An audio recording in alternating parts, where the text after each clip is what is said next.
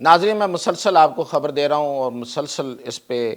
Update بھی کر رہا ہوں اور پوری ذمہ داری سے کر رہا ہوں کہ پاکستان اس وقت عالم اسلام میں اسپیشلی اور پوری دنیا میں جو اس کی دفاعی پوزیشن ہے وہ بہت مضبوط ہے اور بہت مضبوط ہونے جا رہی ہے۔ اس کی وجہ، سب سے بڑی وجہ یہ ہے کہ ہمارے جو اسلامی ممالک ہیں ان کے درمیان ایک سوچ پیدا ہو گئی ہے۔ ہمیشہ جب دشمن آپ پہ حملہ آور ہوتا ہے یا دشمن آپ کو ٹف ٹائم دیتا ہے تو پھر جا کے آپ کو احساس ہوتا ہے، تو یہ احساس پاکستان کو تو روز اول سے ہے، لیکن تھے ہمارے کچھ برادر ممالک جو اپنے ہی دھن میں تھے، لیکن اب وہ اس طرف جو ہیں وہ آ رہے ہیں۔ اس میں اسپیشلی میں بات کروں گا سعودی عربیہ کی، اور سعودی عرب کا میں نے بتایا کہ جس طرح سے کل بھی کہ جو محمد بن سلمان ہیں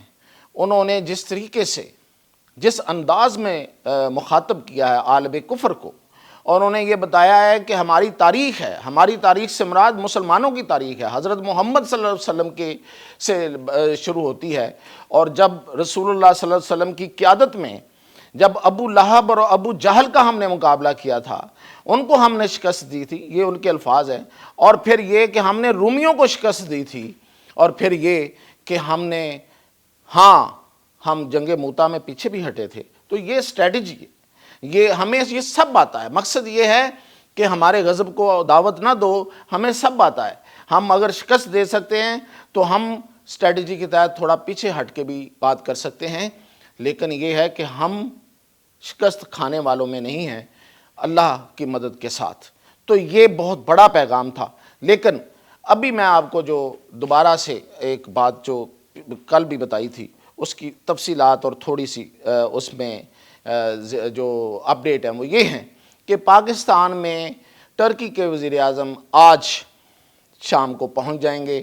اور وہ جو وزیر اعظم اور ان کا وفد ہے ان کا جس طریقے سے استقبال ہے وہ آپ دیکھ لیں گے کہ کتنا بڑا استقبال ہوگا، اس سے آپ کو اس دورے کی اہمیت کا احساس ہوگا۔ لیکن اس میں جو سب سے بڑی خبر وہ یہ ہے کہ جو میں نے کل بتایا تھا کہ طیارے جو جنگی جہاز جو کان طیارہ ہے جو ٹرکی کا تیار کردہ ہے، یہ 6 جنریشن کا طیارہ ہے، یعنی کہ یہ جدید ترین طیارہ ہے جو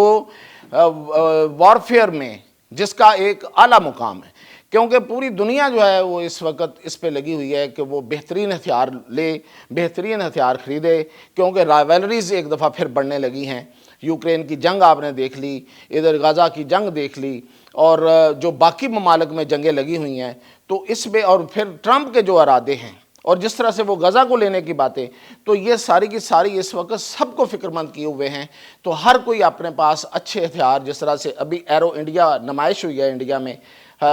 وہاں پہ مختلف ممالک نے آ کے اپنا اسلحہ بیچنے کی کوشش کی اور کر رہے ہیں۔ تو پاکستان اور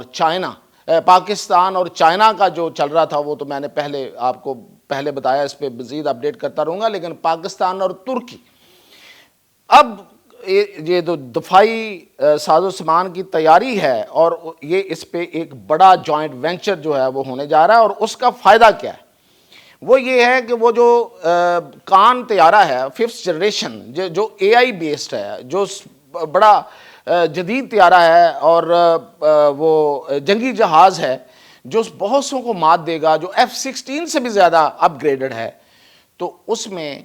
پاکستان کے اندر اسمبلنگ ہوگی، انجن وہاں بنیں گے ٹرکی میں، اسمبلنگ پاکستان کے اندر ہوگی۔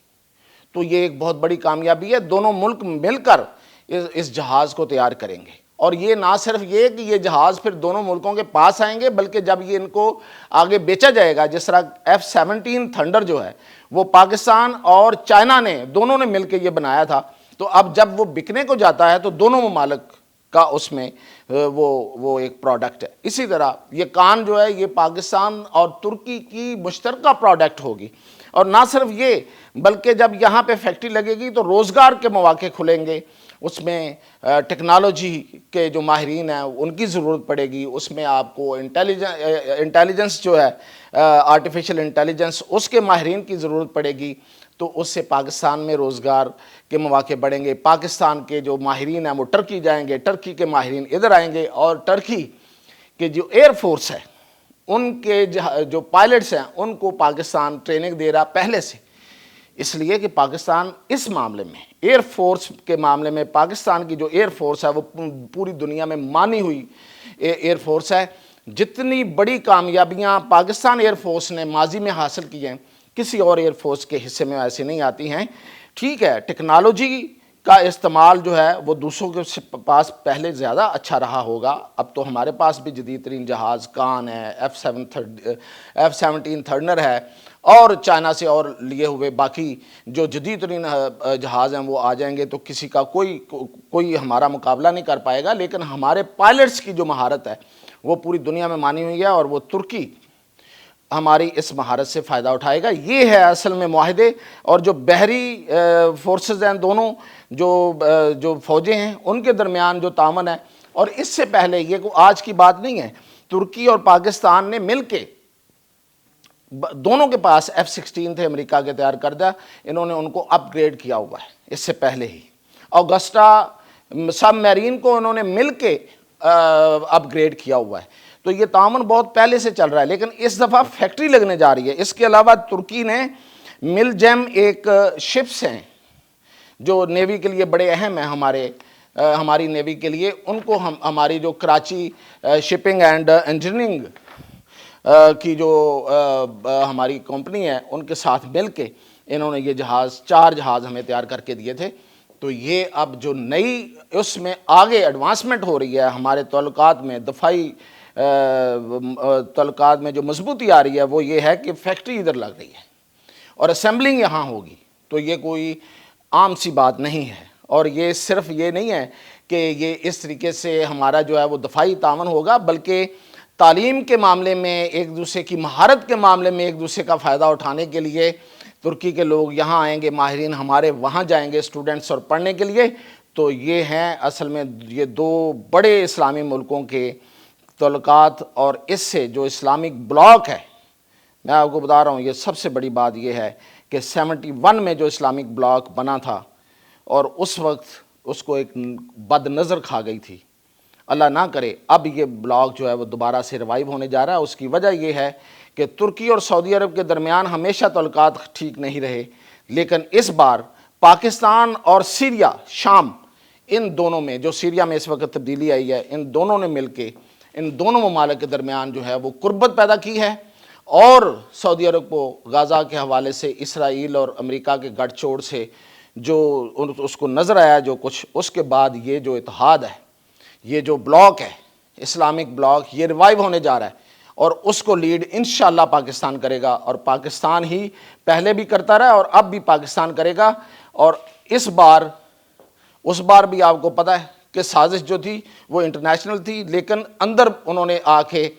تو بیج بویا تھا. ذوالفقار علی بھٹو کی حکومت ختم کی تھی، وہ لیڈ کر رہے تھے. دعا کیجئے، خواہش کیجئے اس امید کے ساتھ کہ یہ اب اس کو کوئی نظر نہ لگے اور یہ اتحاد، یہ بلاک اسلامک بلاک بن جائے، اور اس کو لیڈ ظاہر ہے کہ پاکستان کرے گا. تو جو مزید اپڈیٹ ہوگی وہ آپ کو دیتا رہوں.